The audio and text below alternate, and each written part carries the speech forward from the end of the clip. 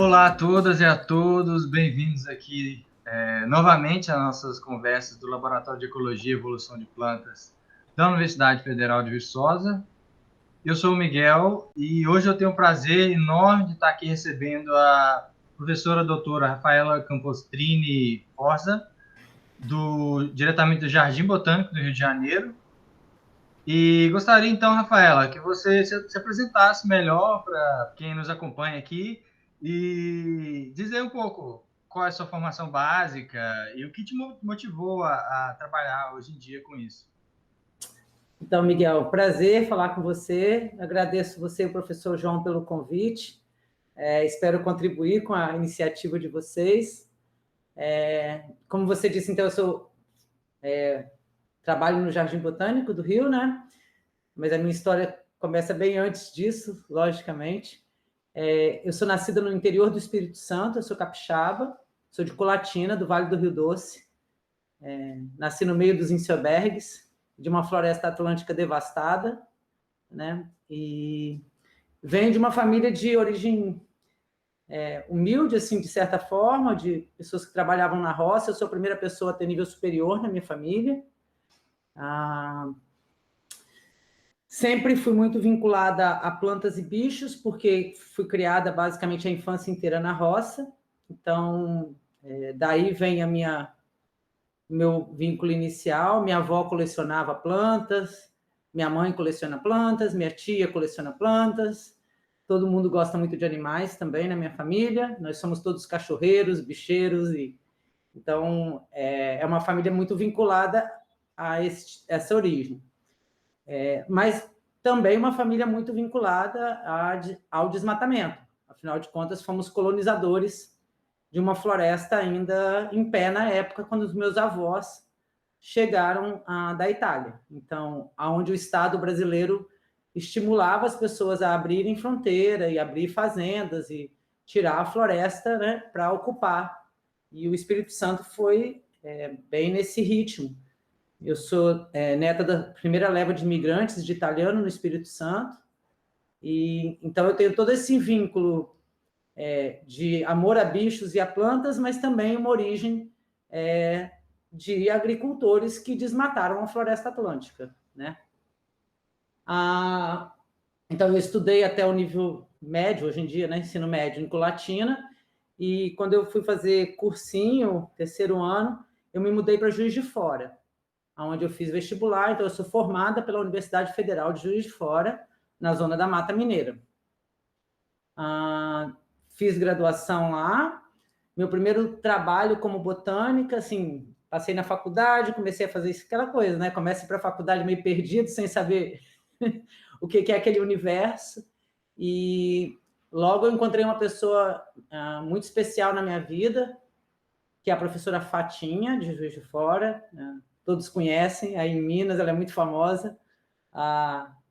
E logo virei monitora dela na morfologia vegetal. E logo no segundo período de faculdade. E aí um dia ela me convidou para ir para Bitipoca, ela tinha um projeto em Bitipoca, de flora de Bitipoca, e perguntou se eu não queria ir, né, para conhecer como era o trabalho e tal. Aí eu fui, ela começou a falar um monte de nome de planta, e coletar as plantas, e eu, desde esse dia, não faço outra coisa além disso. Então, assim, eu não fui uma pessoa que teve uma trajetória na universidade como muitas pessoas têm, que passam por diversos laboratórios e fazem estágio em várias coisas até decidir o que vão fazer. Eu me apaixonei pela sistemática, pela taxonomia, pelo herbário, e nunca mais saí de dentro do herbário, nunca mais fiz estágio em outro laboratório, e hoje sou curadora de um herbário, né? Então, a minha trajetória é um pouco, vamos dizer assim, linear, nesse sentido. Ela não teve muitas indas e vindas, como costumam ter algumas trajetórias.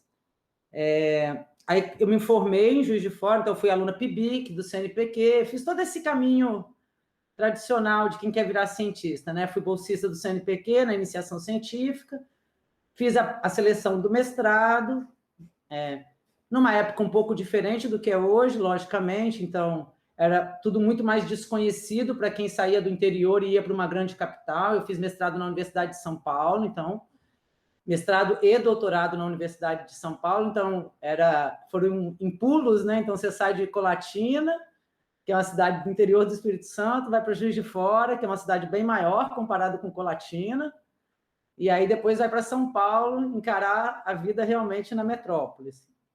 E numa época que não tinha e-mail, né? Numa época que tudo era... a gente não tinha muita noção do que ia acontecer, assim. Não dava para se informar muito. E aí eu fiz meu mestrado e meu doutorado lá, com a orientação da doutora Graça Vanderlei, em bromeliácea. Então, eu sou botânica de formação, taxonomista, sistemata, com especialidade em bromeliácea. Essa é minha base de formação. Eu tenho, já há algum tempo, eu tenho visto alguns trabalhos seus, principalmente mesmo em relação ao bromeliácea, mas algumas coisas em relação ao próprio Jardim Botânico e tal, e uma expedição que vocês fizeram nas montanhas do norte do Brasil, correto? Né? Você gostaria de falar um pouco mais? Então, Algumas histórias dessas pesquisas, viagens?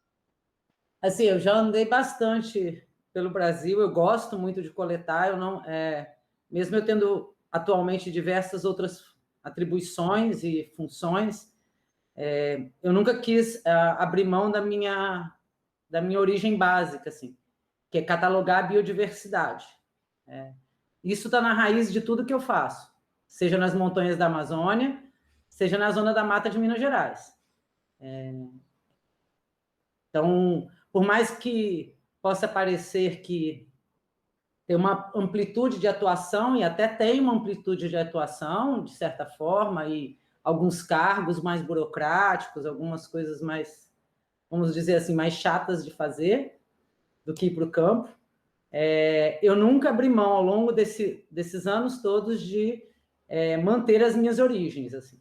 Eu sou uma cientista de campo, eu sou uma taxonomista, e não abro mão disso, e gosto muito. Então, a minha experiência com a Amazônia, ela começa, que é uma das grandes paixões da minha vida, ela começa... Quando eu terminei meu mestrado, existia um projeto em andamento em Manaus, no INPA, coordenado pelo meu amigo Mike Hopkins, que era a Flora da Reserva Duque. O Mike, ele tinha a intenção de levar botânicos, jovens botânicos, para ajudar na Flora da Reserva Duque, convidavam jovens botânicos para ir lá passar meses trabalhando. E ele me chamou na época, eu estava terminando o mestrado, e eu aceitei, assim, obviamente, nunca tinha ido para a Amazônia.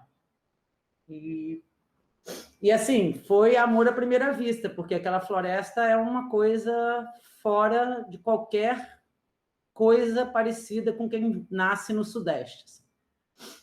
Talvez a Floresta Atlântica, onde eu nasci, fosse bem parecida. Talvez não. Ela era bem parecida. Todo mundo sabe que a margem do Rio Doce, a Bacia do Doce, provavelmente tinha uma floresta portentosa, pelos últimos remanescentes que ainda sobram lá, mas que eu realmente não cheguei a conhecer, né? Então, imagina, você é um jovem botânico, naquela época que as informações circulavam muito menos, assim, pegar um avião em São Paulo e ir para Manaus, eu tinha, sei lá, acho que 23 anos, e cair naquela floresta, um projeto lindo, um dos projetos mais bonitos que eu já participei, que foi a Flora da Reserva Duque. E aí eu me encantei pela Amazônia, mas já tinha sido selecionada para o doutorado, né? Então já tinha, assim, fiquei um tempo lá, mas com data marcada para voltar para entrar no doutorado. Mas nesse caminho de ficar lá 4 meses, eu tinha tomado a decisão que eu não ia voltar para o meu doutorado e que eu ia ficar na Amazônia de vez. Mas, por força do destino, eu peguei uma hepatite muito séria quando eu estive lá. E eu tive que passar 6 meses de cama no Espírito Santo, da casa dos meus pais, na época, para me recuperar. E aí as coisas voltaram para o lugar, de certa forma, na cabeça, assim, de que, não, ó, tem que terminar o doutorado, né? Não adianta querer pular etapas e tal. Um dia a Amazônia vai voltar para a minha vida, assim. Aí eu voltei para São Paulo, entrei no doutorado, não trabalhava com plantas amazônicas, né? Trabalhei com plantas de Zinziobergs, aí vem a minha ligação com os Zinziobergs. O gênero que eu fiz revisão no doutorado, basicamente, são plantas de bromeliácea, né? São plantas restritas aos afloramentos de calcário, de granito, quartzito ou no campo rupestre. Então, basicamente, eu passei meu doutorado inteiro subindo pedras, subindo rochas. E aí nasce a minha relação. Na verdade, nasce, eu não sei se é bem a palavra, porque volta a minha relação com os Zinziobergs, porque a roça onde eu cresci, o sítio onde eu fui criada, é cheio de Zinziobergs. Então, na verdade, em algum momento isso voltou para a minha vida, assim. Aquelas rochas me eram muito familiar. Eu passei... Moraram, né? na verdade foi isso, assim. Foi uma redescoberta, porque eu passei minha infância subindo nelas de cavalo, ou andando, ou para brincar. Então, esses Zinziobergs que tem ao longo do Espírito Santo inteiro sempre me foram muito próximos, na verdade, né? Mas eu nunca imaginava que ia trabalhar com as plantas desses Zinziobergs. E aí foi assim meu doutorado. Aí, quando eu terminei, eu voltei para Juiz de Fora, trabalhei um tempo lá como professora visitante, sempre com muito vínculo com os herbários, tanto quando... Isso é uma coisa que também permeia toda a minha formação, né? Meu tempo em Juiz de Fora como aluno de graduação foi o estágio que eu fazia no herbário e ajudava na manutenção da coleção. Eu desde sempre gostei muito disso. Durante a minha formação de mestrado e doutorado, a mesma coisa, eu convivi com 2 grandes herbários, o da USP e o do Jardim Botânico de São Paulo, do IBT. E, assim, sempre muito curiosa como os curadores faziam as coisas, né? Eu ficava perto, eu queria aprender por vontade, assim. E aí, quando eu terminei minha formação de doutorado, eu voltei para Juiz de Fora para ajudar a restauração de várias amostras da coleção de Juiz de Fora e como professora visitante. Era uma época muito difícil de concurso, sabe, Miguel? Então, não sei, eu acho que era talvez até pior do que o momento que a gente vive agora. Não sei se era diferente, não. Então, era muito difícil ainda abrir concurso nas universidades, que era o meu plano, né? Como de quase todo mundo que termina um doutorado, ou a universidade, ou um instituto de pesquisa, né? E aí eu fiquei 1 ano como visitante em Juiz de Fora, porque aí não aparecia concurso, aí até que teve esse concurso do Jardim Botânico do Rio. Eu prestei e ingressei, então, semana passada, 15 dias atrás, fez 18 anos que eu passei nesse concurso, que eu assumi a vaga aqui no Jardim, criou maioridade, então, agora. E aí, com o Jardim Botânico, vieram novos rumos, novos horizontes, né? Um monte de coisa se abriu, assim. É uma instituição muito bacana de trabalhar, muito linda, além de tudo, né? E as portas da Amazônia voltaram a se abrir para mim, assim.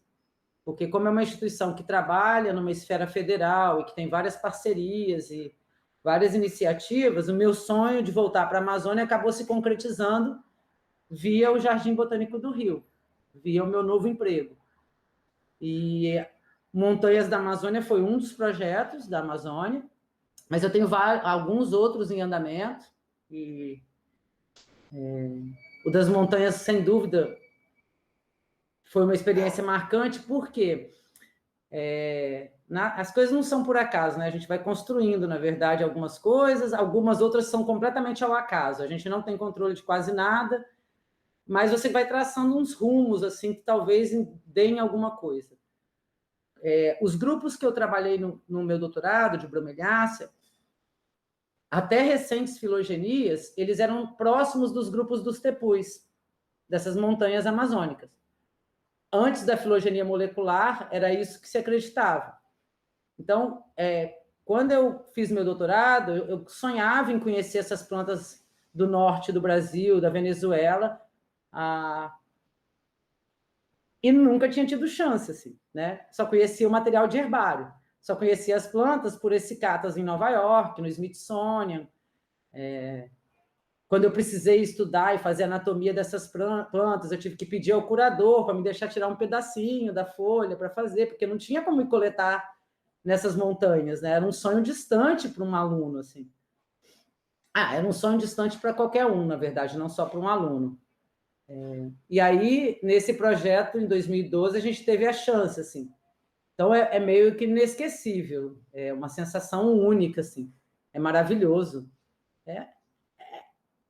É diferente por conta da história da aventura que também estava envolvida, né? Nós somos pessoas assim, todos, a gente é humano, né? Não é porque é cientista que não tem uma série de emoções envolvidas naquilo. Então, era um sonho se realizando, eram os helicópteros, era toda uma infraestrutura de barco, de equipe, de não sei o quê, para conseguir, né, chegar nesses locais mais distantes. Então, foi um projeto realmente inesquecível. E que a gente conseguiu transformar num livro que tinha bem esse plano de mostrar para as pessoas a beleza das plantas, a beleza dos lugares, a história desses lugares, a nossa própria história nesses lugares, de uma forma que o público em geral pudesse entender, né? E foi a primeira vez na minha vida que eu acho que minha família entendeu o que eu fazia. Assim. Então, foi aí que eu tive o feedback de que eu tinha conseguido fazer divulgação científica. Assim. A minha mãe finalmente entendeu o que a filha dela faz da vida. É um desafio para todos nós, né? É um desafio, Miguel. E é para poucos, assim, saber explicar e Não comunicar é perfeitamente. fácil. É muito difícil isso. É muito difícil. Como que você vai falar para as pessoas que você passa a sua vida cuidando de amostras secas dentro do herbário e dando nome para essas amostras? E é difícil. É difícil. Então, mas nesse vídeo que a gente fez junto com o livro, a impressão que eu tenho é que a gente conseguiu comunicar para as pessoas o que é a vida de um botânico no campo, o que é a vida de um taxonomista, como ele vai atrás das plantas, como ele coleta, né, como ele prensa o material, porque a gente tentou fazer umas sequências assim que explicasse o passo a passo, né? Da estufa no campo, do material coletado, do material prensado, do material descrito, né? O quanto isso demanda de tempo, de energia, de dedicação, mas não é sempre que a gente consegue comunicar os nossos projetos com o público em geral. Isso é um desafio muito grande, realmente. É espetacular, assim, ver realmente, assim, quem já tem experiência, como é difícil mesmo, mas é gratificante, né? No final Esse, das contas. esse projeto e esse vídeo foi muito interessante, sim, porque aqui no Rio existe a gente tem uma bolsa da FAPERJ, que é a FAP do Rio de Janeiro, né? Que a gente ganha por produtividade, como se fosse a bolsa de produtividade do CNPq para os cientistas mais produtivos e tal. Mas vinculado a essa bolsa, a gente tem a obrigatoriedade de fazer evento em escolas públicas de divulgação. Então, cada bolsista da FAPESP, cada pesquisador bolsista tem que realizar 3 atividades vinculadas ao projeto. E, na época, eu levei para as escolas esse vídeo dos helicópteros, das nossas coletas na Amazônia. Foi muito impressionante, Miguel. As crianças ficam doidas, assim. É um lado lúdico, né? Despertar a ciência pelo lado lúdico, assim. É bom ser cientista. Cientistas não são aquelas pessoas só bitoladas que ficam ali, nerds, estudando o tempo inteiro. Assim, tem coisas legais em ser cientista, né? Que eu acho que isso que muitas vezes falta da gente passar para as nossas crianças, assim, para ter mais cientistas no Brasil, né? A educação é muito ruim nisso e existe todo esse estereótipos, assim, de cientistas serem todos chatos, né? Pessoas boring são cientistas, assim. Antissociais Antissociais. Então, assim, nesse vídeo, eu senti muito isso nas crianças, assim, especialmente nas crianças. E aí elas começam a fazer muitas perguntas, sabe? Como você vai no banheiro? Como, sabe, coisas assim mesmo, porque é uma pergunta importante, né? Pessoal, a criança vê aquele lugar, vê uma barraca, vê não sei o que, ela fala, como você come? Como você vai no banheiro? Como você dorme? Tem bicho? Tem cobra? Né? Então, perguntas que você, como cientista, nem se faz mais, mas que a pessoa que está vendo aquilo pela primeira vez, ainda mais se é uma criança, ela começa a ter a fluir a criatividade dela, né? E isso foi muito legal na época, foi uma experiência bem bacana, assim. de conversar com as crianças sobre o que elas enxergavam daquilo. Assim. Teve uma adolescente que me perguntou como eu fazia chapinha no meu cabelo. Porque eu tenho o cabelo liso, né? Aí ela perguntou se eu levava a placa de chapinha lá para cima nas montanhas, assim, como eu ligava a placa de chapinha. Então, assim, são perguntas das mais variadas, assim, mas que é importante você estar ali respondendo, por incrível que pareça, assim. Com certeza. Isso humaniza o cientista, entendeu? Assim, isso te torna uma pessoa possível para essas crianças, que eu acho que é um grande desafio que a gente tem. Com certeza, aproximar mais, né? E como você falou já, então você está no Jardim Botânico há 18 anos e atua principalmente na pesquisa, mas você também atua como professora, dando aula em algum programa de pós-graduação? Sim. E quais são eles? Então, eu tenho 3. Eu sou pesquisadora, eu sou curadora do herbário, coordenadora das coleções biológicas ali assim, das coleções que ficam vinculadas ao herbário, né? E eu oriento em 3 programas de pós-graduação. Um bem recente, bem novinho, criado esse ano, que é o da Universidade Federal do Mato Grosso, lá em Cuiabá. Então, os meus vínculos... Cuiabá não está na região amazônica, nem no norte, mas é perto dali, né? Então, meus vínculos amazônicos, eu quero continuar reforçando eles. Então, eu me credenciei, fui convidada para me credenciar nesse curso da Federal do Mato Grosso e aceitei. Eu oriento no programa de pós-graduação do próprio Jardim Botânico e no programa da Universidade de São Paulo. Então, eu oriento em 3 programas. E esse é o maior desafio da minha vida, apesar de fazer muitas outras coisas. E nesse programa, sua linha principal de pesquisa, então, como você já tinha dito, é principalmente a parte de sistemática, taxonomia, curadoria. Meus alunos, basicamente, são taxonomistas, né? Vão ser... os projetos, a grande parte deles é em taxonomia vegetal, com diversos grupos, e aí não é só com bromeliácea, tentando orientar em grupos que a gente precisa de especialista no Brasil. E alguma coisa de inventário, de estrutura de comunidades bem pouco. Normalmente, nesses casos, aí é vinculado aos Inciobérgues. Fluxo gênico de Inciobérgues, entender um pouco a evolução em ilhas, mas sempre com a coisa da taxonomia, assim, de resolver questões taxonômicas, de resolver complexos de espécies, de tentar entender melhor o conceito de espécies para aplicar na definição desses grupos que são de Inciobérgues. Mas grande parte da minha linha de pesquisa para formação de recursos humanos é em sistemática. Biogeografia, taxonomia, filogenia, é onde eu me dedico mais realmente. Aí, fora da formação de recursos humanos, aí eu faço outras coisas. Aí eu já tenho liberdade para isso hoje em dia. Para me aventurar por outras coisas.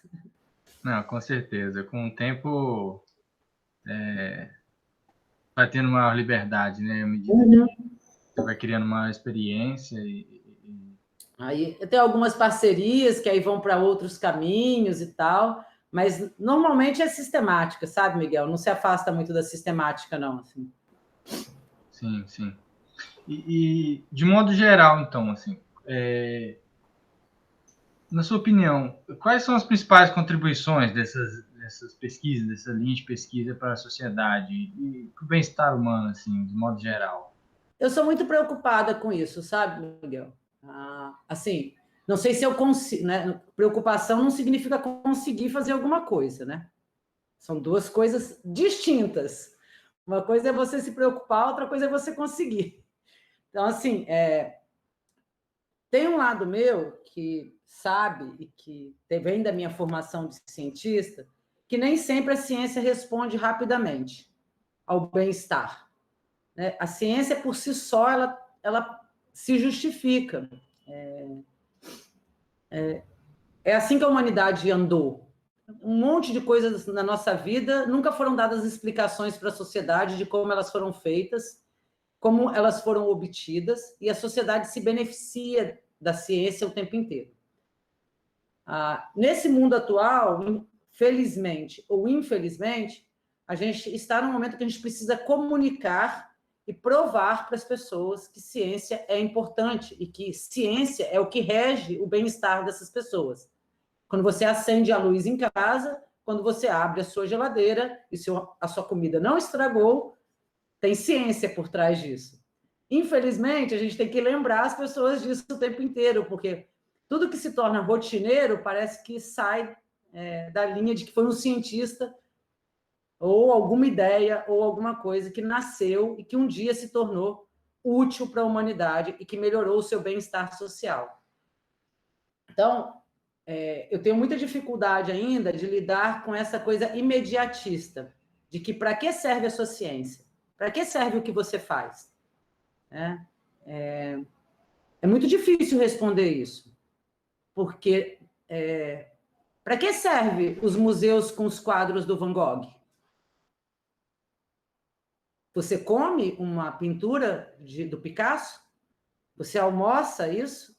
Assim, as coisas não têm que ter uma serventia imediata ou uma serventia da forma que a humanidade quer agora ou que as pessoas querem, imediata, para elas justificarem a existência.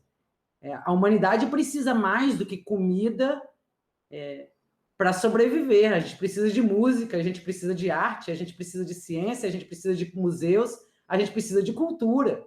Né? A humanidade não vive só. A gente já saiu da era de que a humanidade só se preocupava com o que ia comer no dia seguinte. Isso são nossos ancestrais que faziam.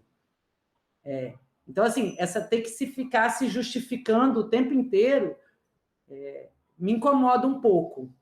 Esse é um lado. Por outro lado, nós, como cientistas da biodiversidade, a gente está numa crise tão grande de destruição do planeta, de perdas irreparáveis, que o nosso silêncio também não cabe nessa atual sociedade. Então, é um dilema. Porque, assim, tem um pedaço de mim que quer voltar para dentro do herbário e ficar botando o nome em planta, que é a minha formação básica. Mas tem um lado em mim que sabe que eu não posso não levantar dados, não disponibilizar dados, não publicar dados e não me comunicar com a sociedade, porque senão não vai ter biodiversidade para eu estudar daqui a pouco. Então, a gente tem que achar um equilíbrio nessa nossa missão, porque a gente tem que seguir fazendo ciência por ser ciência e por precisarmos de conhecimento científico.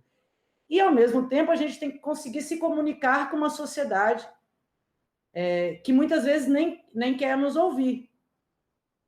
Então, como equilibrar isso, né? É um dilema para os cientistas modernos. Eu não acho que seja um caminho fácil, assim, porque assim, está mais que provado, provavelmente para mim, para você, que as mudanças climáticas estão em curso. Mas tem um monte de gente no mundo que ainda não acredita nisso.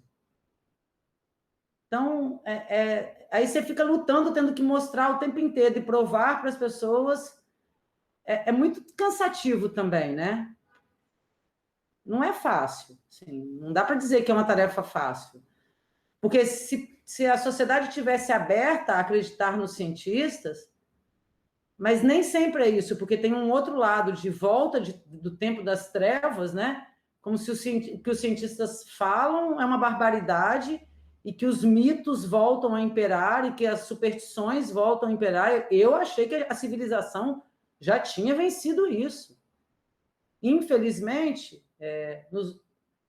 na última década, principalmente, parece que voltou a se duvidar do pensamento científico, né?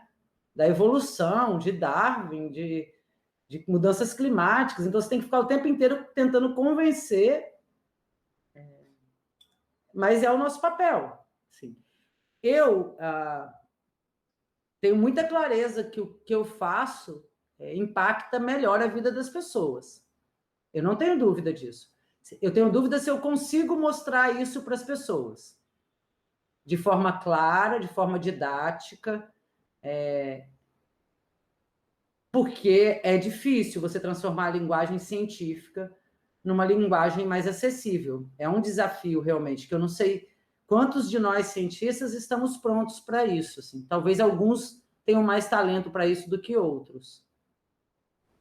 Muito reflexivo mesmo, né, essa conversa, mas eu vejo que, assim, hoje em dia, com a internet, pelo menos, apesar de todos os problemas que nós conhecemos, mas, assim, a questão de possibilidades é uma coisa única, né? Então, assim, Ah, sim. mesmo quem não é bom comunicador às vezes, né, mas pode ser um bom escritor, Sim. bom músico, por que não, fotógrafo. É, Então, assim, as possibilidades são inúmeras, tem diversas plataformas, então acho que, assim, eu acho que a gente tem que usar, né? Eu não sei se eu sou muito boa nisso, assim. em alguma coisa, com certeza, é muito boa. Eu tento, assim, eu tento fazer divulgação científica, assim, de uma certa forma. Sempre quando eu publico um artigo que eu acho que dá para ter uma nota, uma matéria na internet, eu faço esse movimento. Isso eu faço. Isso eu já assumi como sendo mais uma etapa da publicação de um artigo, por exemplo. Então, eu vou até os meios de comunicação, seja do Jardim Botânico, seja da FAPERJ, seja a assessoria de comunicação de um jornal, de uma. Eu faço o movimento de ir oferecer o conteúdo, entendeu? Isso eu já estou bem acostumada a fazer e acho importante fazer. Gosto de fazer, acho importante mesmo. Eu tenho. Tem uma parcela da nossa população que também não tem acesso a grandes conteúdos de internet, porque nem internet tem. Então, a gente também tem que pensar nessa parcela, assim, como a informação vai chegar nessa parcela, porque essa parcela tem informações via WhatsApp. E aí a informação que chega é completamente distorcida, muitas vezes, e equivocada. Então, como que a gente vai chegar nessa população que não está assistindo coisas diretamente na internet, ou que não está lendo um jornal, mas que vota, né? Então, nós também temos que nos preocupar com essa população, que ela precisa ter uma opinião mais bem formada e conhecimento para tomar suas decisões de forma mais assertiva, melhor, né? Não por notícias inventadas. Isso me preocupa bastante também. E tem um projeto que que eu tenho recentemente, que também me mostra uma outra realidade, assim, Miguel. Tem uns 2 anos que a gente está com um programa, junto com o ICMBio, de capacitação de pessoas, comunitários, populações tradicionais, que moram perto ou dentro das unidades de conservação do ICMBio na Amazônia. Então, não sei se você sabe, na Amazônia tem uma tradição muito antiga, que são os parabotânicos, ou os parataxonomistas, que são pessoas sem formação formal, como a minha, mas que têm um talento nato para reconhecer e identificar e classificar as plantas. E essas pessoas têm meio que sumido, elas estão morrendo, estão se aposentando, e a floresta deixou de ser um lugar atrativo para muitos jovens, e as pessoas estão indo para cidades. Então, assim, a urbanização não é uma característica só de grandes cidades. Você pode ter a urbanização numa cidade bem pequena, onde a pessoa nem está a 20, 30 quilômetros de uma floresta, mas ela não vai até a floresta. Então, você não necessariamente precisa estar numa metrópole como Rio ou São Paulo, ou Viçosa. Você pode morar em Viçosa e nunca ter ido numa área natural, ou nunca conhecer uma floresta conservada. E aí a gente se tocou disso e começou um programa de capacitação dessas pessoas, dando aulas de botânica básica e ensinando a metodologia de reconhecimento, porque, na verdade, muitas dessas pessoas já conhecem, você só precisa formalizar e ajustar como aplicar o conhecimento, como dar nome a cada coisa e tal. E é impressionante, porque a internet não chega nessas pessoas, não adianta você botar videoaulas. Existe uma desigualdade ainda muito severa de acesso ao conhecimento, mesmo pela internet. Então, estar lá presencialmente, dar um curso de 15, 20 dias, nesses casos ainda é o único meio, porque essas pessoas estão em comunidades isoladas realmente. E elas têm um orelhão que é via satélite, ou um telefone que pode ligar uma vez por mês, enfim. A Amazônia brasileira é uma outra realidade que precisa ser tratada como tal, assim. Então, mas é muito legal esse contato também, assim, porque, sei lá, assim, essas pessoas, em geral, são pessoas muito esquecidas pelo Estado brasileiro. Então, quando eles recebem a gente lá, 4, 5, 6 professores que vão passar 20 dias dando aula para eles e treinando eles e aprendendo com eles e ensinando, vira uma outra relação, assim, nunca ninguém tinha olhado para mim assim, nunca ninguém tinha vindo aqui me explicar como que chama as partes de uma folha, para eu conseguir aprender e descrever as plantas e não sei o quê.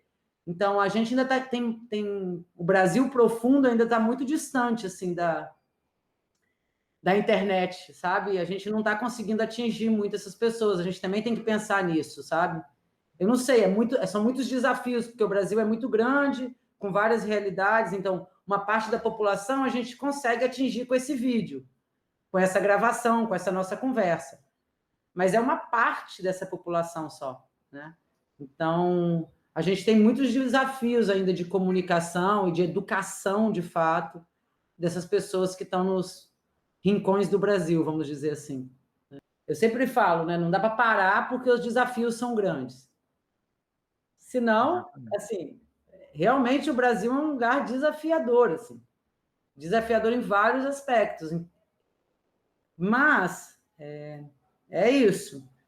Sou servidora pública, não quero fazer outra coisa, não tenho talento para fazer outra coisa, eu acho. Até se eu tentasse, mas eu não quero. Então, assim, a tentativa de, assim, de através do conhecimento que eu tenho, do pouco conhecimento, tentar, eu falo sempre, ganhar aliados, né?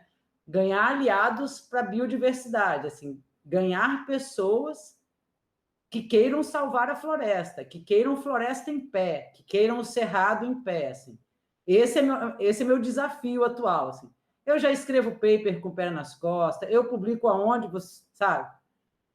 Tem dados para publicar, posso ficar escrevendo artigos o tempo inteiro, adoro fazer isso. Veja, não estou falando que eu não faço isso, adoro fazer isso, adoro quando eu recebo a prova gráfica de um artigo, é uma sensação maravilhosa. Mas eu também quero ter mais gente, mais pessoas lutando pela floresta em pé. Assim. Eu quero comover pessoas, eu quero que as pessoas achem a Amazônia um lugar fantástico, que não merece ser destruído, que cada ser vivo daquela floresta merece respeito. Cada árvore em pé ali merece tanto respeito como um ser humano. A minha missão é tirar essa... Hoje, o que eu mais tento assim, é tirar essa coisa de que seres humanos importam e outros seres vivos do planeta não importam. Não é possível que a gente vai continuar vivendo desse jeito. Assim. Provavelmente, se a gente continuar vivendo desse jeito, os outros seres vivos do planeta vão viver e a gente vai ser extinto. Né? Então, mas eu não gostaria de que fosse assim. Eu realmente gostaria de ver uma mudança na sociedade. Por isso que eu me disponho a falar com a sociedade, sabe, Miguel? É uma tentativa mesmo, assim, sabe? De comover as pessoas para salvar seres vivos. Assim. Basicamente é disso que a gente está falando, né? Esse é meu objetivo maior, assim. E eu tenho também por mim, assim, políticas públicas importam muito, e de forma alguma eu estou diminuindo a importância delas.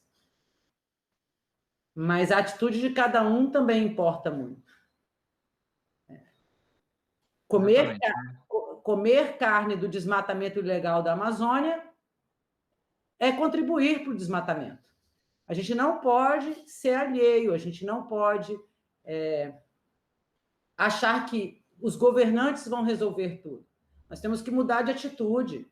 Nós temos que comprar madeira certificada de reflorestamento. A gente tem que parar de querer comprar madeira de lei, porque essa madeira de lei vem, em grande parte, de desmatamento ilegal, seja na floresta. Agora, na floresta atlântica nem tem mais madeira de lei para coitada da floresta atlântica, né? Mas, assim, seja da Amazônia, seja da floresta atlântica, seja de onde for, a gente tem que mudar a nossa forma de consumo. Toda vez que a sociedade muda a forma de consumo, a gente consegue, é no bolso, é econômico, é financeiro. Se a gente, como sociedade, pressiona, se a gente, como sociedade, para de consumir produtos ilegais, produtos do desmatamento ilegal, produtos da grilagem, a gente está fazendo a nossa parte. E a gente cobra os governantes que façam a parte deles em políticas públicas. Entendeu? Mas não dá para jogar tudo no colo das políticas públicas, se a gente não mudar de atitude. Então, eu tento falar isso para as pessoas hoje em dia. É isso que eu espero, que elas mudem de atitude. Ficar esperando confortavelmente na sua casa, comendo bife todo dia, do desmatamento ilegal, esperando que os nossos governantes façam a diferença, não me parece uma postura muito realística, vamos dizer assim. Entendeu? Realmente, acho que é um desafio muito grande, porque parece um vício quase da sociedade, né? De culpar as políticas públicas, o poder público, mas não que ele tem não inúmeros exemplos disso, né? Não, e não que ele não tenha, tem grande responsabilidade, não estou eximindo o poder público da sua responsabilidade, longe de mim fazer isso. Mas nós também temos a nossa parcela nessa história. Enquanto a gente achar que a gente não tem a parcela, fica muito mais fácil, né? A verdade é que é uma posição cômoda quando você acha que você não é parte do problema. Nós somos parte do problema. Exatamente. Quando a gente quer o consumo, quando a gente quer um monte de produtos de embalagem plásticas, quando a gente, ao invés de comprar o leite do pequeno produtor que mora perto de você, compra um leite longa-vida, tem uma série de coisas, né? É uma cadeia produtiva envolvida nisso, nessa crise ambiental do planeta, né? Uma cadeia que nós fazemos parte, todos, cada um de nós. Mas, aparentemente, então, isso para mim é um grande desafio. Aparentemente, a gente não consegue mostrar para as pessoas de forma óbvia que todos nós fazemos parte dessa máquina. Entendeu? Exatamente. Mas então, Rafaela,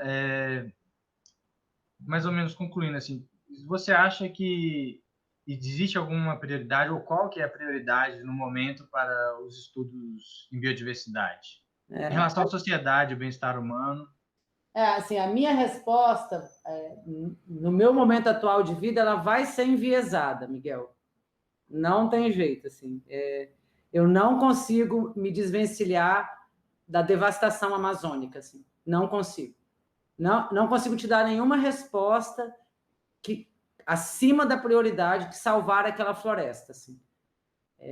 Porque eu trabalho lá há muitos anos, eu sei o que é uma floresta linda, sem ninguém botar a mão, assim, o quanto eu queria que todos os brasileiros pudessem entrar no Parque Nacional do Tumucumaque para ver aquelas árvores gigantescas, para comover as pessoas de não quererem derrubar aquelas árvores, assim, sabe? Então, de uns anos para cá, eu comecei a pensar, sabe, tem uma frase que é muito utilizada que é preciso conhecer para conservar. Talvez isso tenha sido verdade alguns anos atrás, quando a gente não estava ainda nessa crise tão alta de biodiversidade, talvez algumas décadas atrás. No momento, a gente precisa conservar para poder conhecer, porque não vai dar tempo de conhecer. Então, a gente precisa querer salvar florestas, salvar o cerrado, salvar o que resta da Mata Atlântica, salvar o que resta das nossas vegetações naturais para poder conhecer. Então, a prioridade agora é parar a devastação. Você está me perguntando o que eu acho que é prioridade? Eu vou te responder isso, entendeu? Não tenho como te responder outra coisa. É parar de destruir, é transformar biodiversidade em patrimônio, em melhoria de qualidade de vida, em ganhos sociais, em uma sociedade mais justa. Porque nós estamos falando que grande parte das áreas devastadas são terras públicas. Se são terras públicas, elas te pertencem, elas me pertencem, e elas estão sendo tiradas de mim. Elas estão sendo tiradas de qualquer brasileiro que não tem acesso àquela biodiversidade e a terra passa para a mão de um único proprietário. Então, nós estamos sendo usurpados da biodiversidade que pertence pela Constituição brasileira. Além de serem terras públicas, a biodiversidade é um patrimônio de cada um de nós. E eu estou sendo usurpada diariamente dessa biodiversidade para o benefício de poucos. Então, a gente tem que cessar essa sangria. Essa é a sangria que a gente precisa parar imediatamente. Essa biodiversidade é de todos, ela precisa ser repartida, ela precisa ser bem usada para a gente ter uma sociedade mais justa. Não é possível que você tenha um monte de pessoas, dezenas de brasileiros em situação de miséria, em lugares completamente devastados e que não trouxeram nada de bom para essas pessoas. Né? Grandes projetos hidrelétricos que destruíram regiões inteiras, que levaram violência, prostituição, alcoolismo, uma série de modificações sociais que não tinham na região antes dos grandes projetos de hidrelétrica. Então, assim, tem toda uma mudança aí de conduta ambiental e de conduta social, a gente tem que se levantar contra. Porque a gente está sendo usurpado da nossa biodiversidade. Cada um de nós. Então, para mim, isso é o mais emergencial. É parar de ser usurpada, parar de ver o nosso patrimônio sendo destruído para favorecer poucos. Assim. Isso vem de muito tempo, isso não é agora, isso foi... a história do Brasil é baseada nisso, né? Então, eu não estou falando só do presente. É um modelo que vem se arrastando na nossa sociedade desde sempre, desde quando esse país começou a ser construído. Então, temos que virar o jogo. Eu não consigo viver mais dessa forma. Assim. A gente tem que ser capaz de virar esse jogo e virar essa forma dessa economia destrutiva, sabe? De uma economia que se baseia somente na destruição ambiental. Especialmente hoje em dia, que a gente tem o conhecimento de que se funcionou aqui até assim, não é porque vai funcionar daqui para frente, né? A gente tem o conhecimento de que os impactos disso, mais cedo ou mais tarde... virão, né? Já estão vindo, né? Eu estava lendo a notícia de semana passada, porque nem todo mundo tem conhecimento de como os impactos, né, das mudanças climáticas. As pessoas acham que é simplesmente aquecimento global. Uhum. Mas, de certo modo, essa frente fria, por exemplo, que teve há uns 10 dias atrás, foi uma coisa muito atípica. Sim. E lá no Mato Grosso, algumas propriedades perderam centenas de cabeças de gado por frio. E é uma coisa assim, que você para e pensa que não é normal, isso não é normal. Uma amiga minha que mora em Cuiabá fala, gente, eu nunca vi tanto frio aqui. Exatamente. E aí, os próprios pecuaristas lá, que vivem lá dezenas de anos e tal, eles falaram que nunca, em, sei lá, 40, 50 anos, nunca viram nada igual. E as pessoas têm que entender que isso, de certa forma, é um impacto. Assim, e que está acontecendo, as secas, as ondas de calor. Mas, assim, isso, às vezes eu fico um pouco frustrada, sabe, Miguel? Porque antes, a gente não sabia. Assim, até os antigos tinham alguma ideia, né? Eles falavam assim, a mina d'água secou. Tirou a floresta, a mina d'água secou. Isso qualquer dono de pequeno sítio, não sei o quê, desde os tempos antigos, já sabe que não pode tirar a floresta de volta de mina d'água, que senão vai ficar sem a água no terreno. Então, assim, mas desde isso até hoje em dia, a gente já avançou muito no conhecimento. E a gente já conseguiu mostrar por vários caminhos diferentes, com várias linguagens distintas, que não dá para ser dessa forma, que nós precisamos rever a nossa relação com o planeta, com a destruição, com os animais, com as florestas, com a água, com os rios, né? Mas tem sido muito lenta a mudança. É isso que eu acho, entendeu, Miguel? Eu não acho que a gente tenha tanto tempo assim como humanidade. A gente precisa de mudanças mais radicais e mais rápidas. Não dá para esperar a próxima geração e fazer uma mudança na próxima geração, não sei o quê. Tem que ser mais proativo e mais acelerada essa mudança, porque é isso, os impactos estão aí. As pessoas não vão, vai faltar comida, né? Vão ter grandes secas, vão ter grandes inundações, enfim. Rafaela, então, assim, são muitos assuntos, assim, mas estava lembrando que você comentou a respeito do herbário, que você é curadora, e, por exemplo, teve um incidente, né, que aconteceu, chegou a perder algum Não. material. Você gostaria de falar mais sobre isso? Sim. Eu adoro ser curadora, sabe, Miguel? É uma das coisas que eu gosto muito de fazer na vida. E eu sou curadora do maior herbário do Brasil, maior da América do Sul. É uma grande responsabilidade, assim, é um grande orgulho e uma grande responsabilidade, né? Porque curadores respondem legalmente pelas coleções, a gente tem uma responsabilização mesmo sobre esses acervos. Mas é muito, assim, se você conversar com vários curadores, é muito difícil manter acervos no Brasil, né? Historicamente, não só na botânica, na zoologia, na microbiologia, quase todos os cientistas os taxonomistas, a grande parte deles são taxonomistas que mantêm coleções no Brasil, coleções biológicas. Tem uma dura realidade, assim, sabe? De falta de equipamento. Não é o meu caso, não. Sim, eu trabalho numa instituição onde o herbário é bastante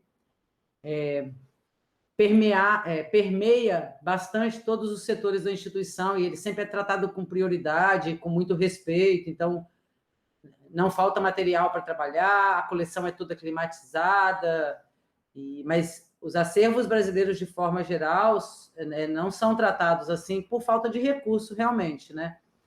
Então, isso é uma realidade, assim, na nossa vida diária, assim, de quem cuida de acervo. E incidentes vivem acontecendo, e dessa semana foi bastante...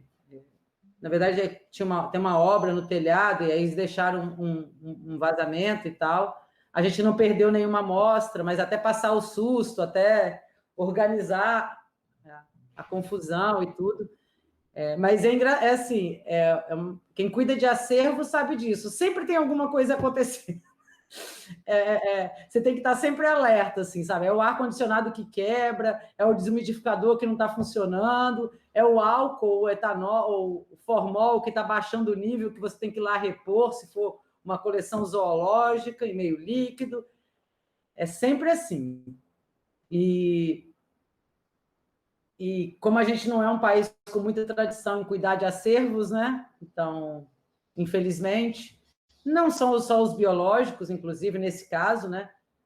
Acervos de forma geral, bibliotecas, museus, a gente realmente tem que mudar isso na nossa cultura também, tem que achar que isso é um patrimônio, né? E só lembrar do que aconteceu com o nosso querido Museu Nacional há 2 anos atrás. Então, é muito triste, Me debulhei em lágrimas durante semanas com aquela cena do Museu Nacional.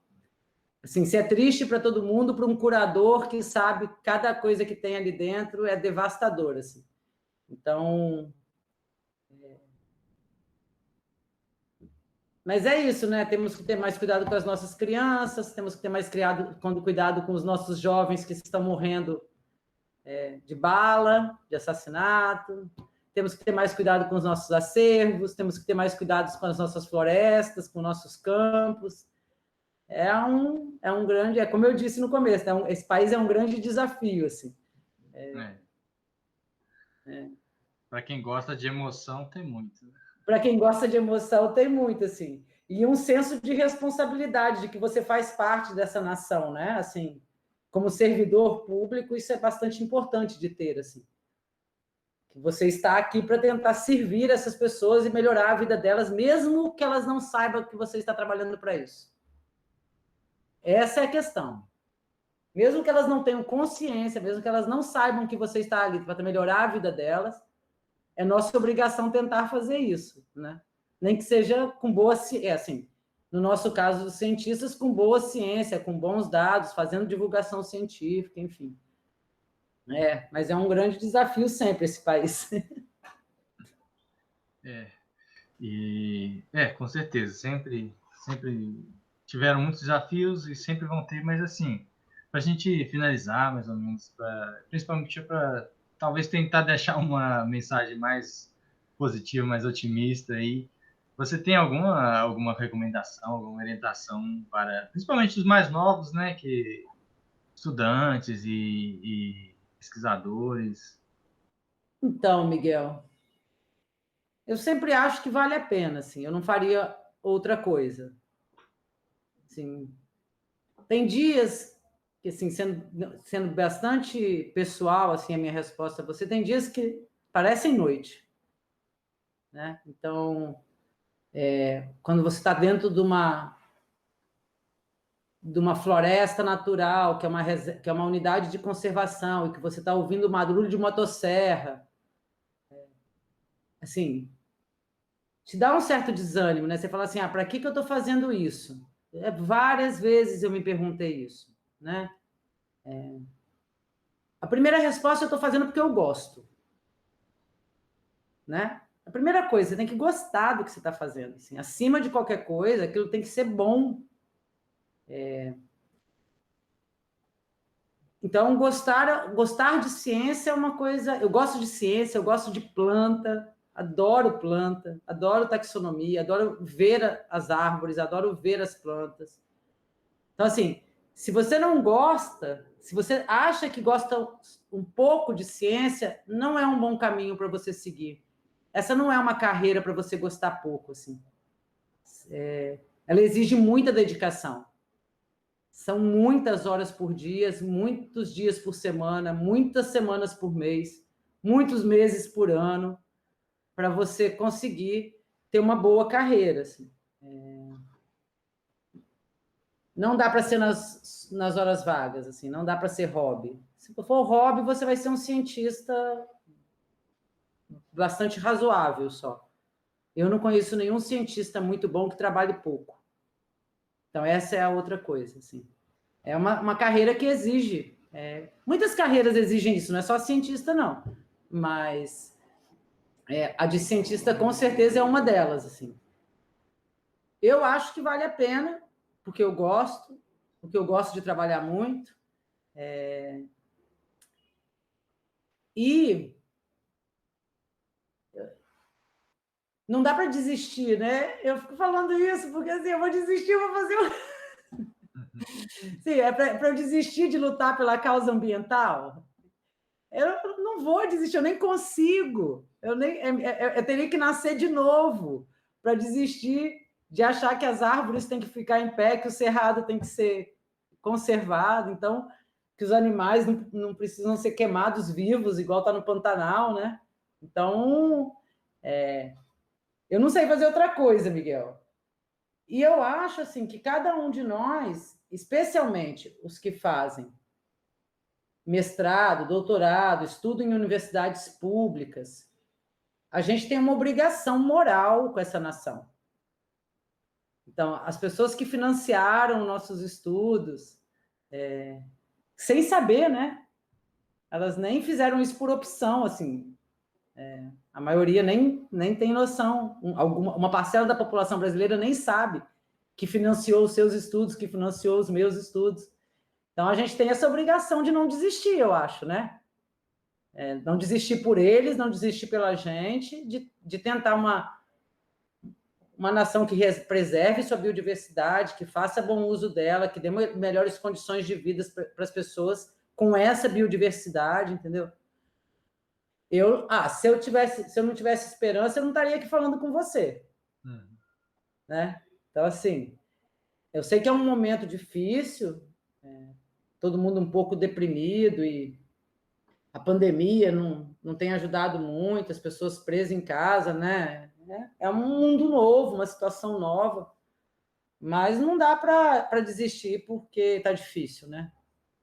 Então, eu sugiro fortemente que continuemos em frente, assim, sabe? E que os novos cientistas que estão vindo aí sigam o mesmo caminho, tem que continuar, assim. Agora, tem uma coisa que eu não sei se eu deveria falar, mas eu vou falar. A gente não... tem uma nova geração... Eu não sou uma pessoa muito velha, né?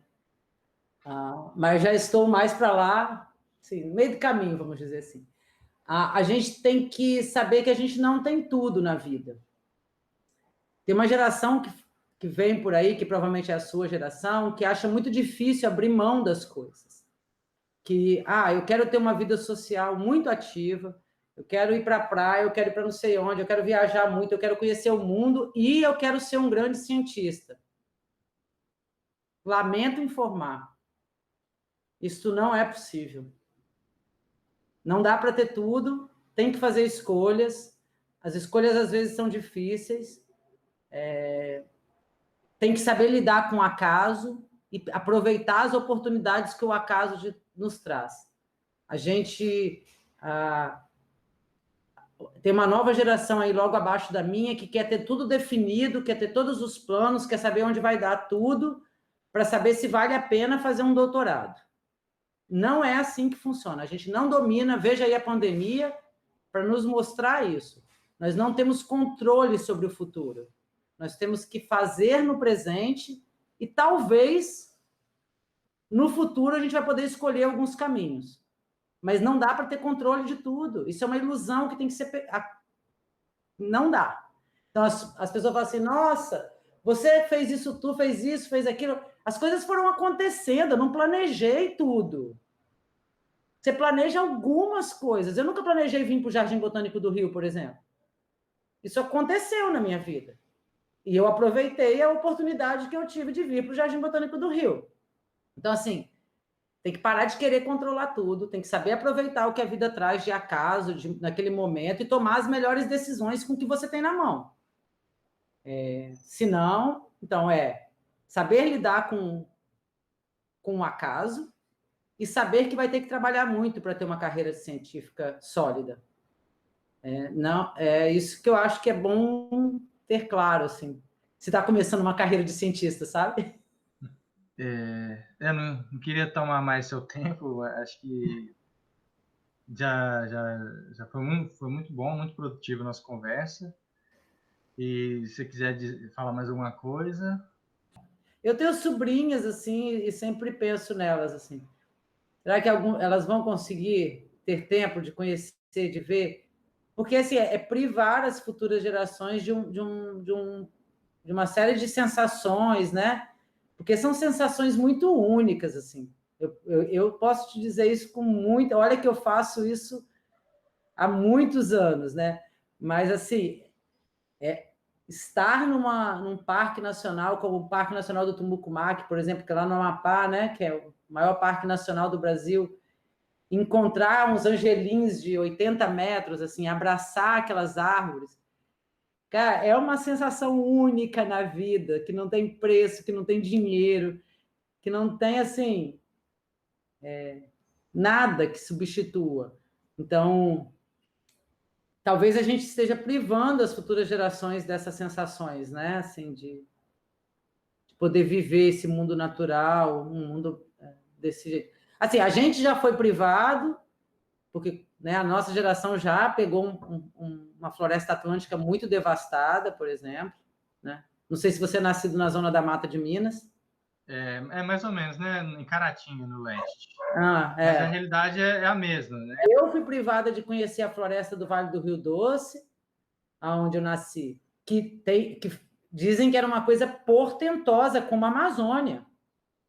Então, assim, continuamos gerando essa privação para gerações futuras, né? Porque a gente não consegue parar esse processo de devastação. Então, isso me incomoda bastante, assim, bastante mesmo. Porque eu queria ter conhecido a floresta do Vale do Rio Doce. Nem que fosse umas pequenas porções, né? Umas áreas de preservação. Eu gosto muito, assim, defendo muitas unidades de conservação, sabe, Miguel? Porque ainda deixa alguma chance da gente conhecer, igual tem em Caratinga, inclusive, e tal, eu acho que unidades de conservação são fundamentais, assim.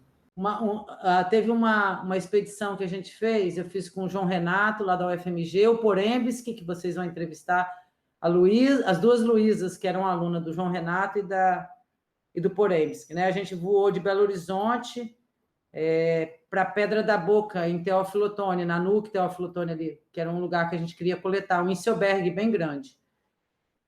Sobrevoar aquela devastação é desesperador, cara. É um monte de morro pelado. E, assim, é um monte de morro pelado improdutivo, né? Não tem produção agrícola ali, porque não tem nada aguenta naqueles morros, não tem pasto, não tem gado, não tem plantio, não tem nada. É completamente destruído sem nenhum benefício, assim, né, de agricultura. E ainda pensar que isso aconteceu nos últimos 50, 100 anos exatamente. Não tem muito tempo. Não tem. Tá joia, Rafaela. Muito obrigado mesmo, assim. Eu não tenho nem como agradecer você ter tirado esse tempo e ter contado um pouco, assim, do que suas experiências, seus pensamentos, suas percepções, né? Eu agradeço imensamente e espero que as pessoas que ouçam essa conversa sintam essa motivação e contribuam também. Um lugar melhor para a gente viver, né? Com certeza. Todos nós. Foi um prazer, Miguel. Eu que agradeço por terem escolhido. Prazer muito grande. É difícil, né? Porque normalmente a gente fala em papers, né? E aí quem são as pessoas por trás dos artigos, né? Exatamente. Quem são as pessoas por trás dos livros e dos artigos? São pessoas, né? Com sentimentos, com dúvidas, com inseguranças, com vitórias e com derrotas. São pessoas. Exato. Então, muito obrigado. Tchau. Foi um prazer enorme. Tchau, tchau. Tchau.